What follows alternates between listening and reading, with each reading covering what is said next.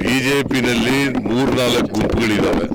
ನಮ್ಮ ಪಾರ್ಟಿನಲ್ಲಿ ಯಾವ ಗುಂಪು ಇಲ್ಲ. ನಾನು ಡಿ ಕೆ ಶಿವಕುಮಾರ್ ಇಲ್ಲೇ ಇದ್ದೀವಲ್ಲ, ಗುಂಪೆಲ್ಲಿದೆ ನಮ್ಮ ಹತ್ರ? There is no groupism in our party. There is a vertical division in BJP. ಕಚ್ಚಾಡ್ತಾರೆ, ಗೊತ್ತಾಯ್ತಾ? ಆ ಥರ ನಮ್ಮ ಪಾರ್ಟಿನಲ್ಲಿ ಇಲ್ಲ. ಕಾಂಗ್ರೆಸ್ ಒಗ್ಗಟ್ಟಾಗಿದೆ, ಕಾಂಗ್ರೆಸ್ ಸರ್ಕಾರ ಸುಭದ್ರವಾಗಿದೆ. ಅದರಿಂದ ನಾವು 5 ವರ್ಷ ಅಧಿಕಾರವನ್ನು ಮಾಡ್ತೇವೆ. 2028ರಲ್ಲಿ ಚುನಾವಣೆ ನಡೆದಾಗ ಮತ್ತೆ ಅಧಿಕಾರ. ಕಾಂಗ್ರೆಸ್ ಒಗ್ಗಟ್ಟಾಗಿದೆ, ಕಾಂಗ್ರೆಸ್ ಸರ್ಕಾರ ಸುಭದ್ರವಾಗಿದೆ. ಅದರಿಂದ ನಾವು 5 ವರ್ಷ ಅಧಿಕಾರವನ್ನು ಮಾಡ್ತೇವೆ. 2028ರಲ್ಲಿ ಚುನಾವಣೆ ನಡೆದಾಗ ಮತ್ತೆ ಅಧಿಕಾರ.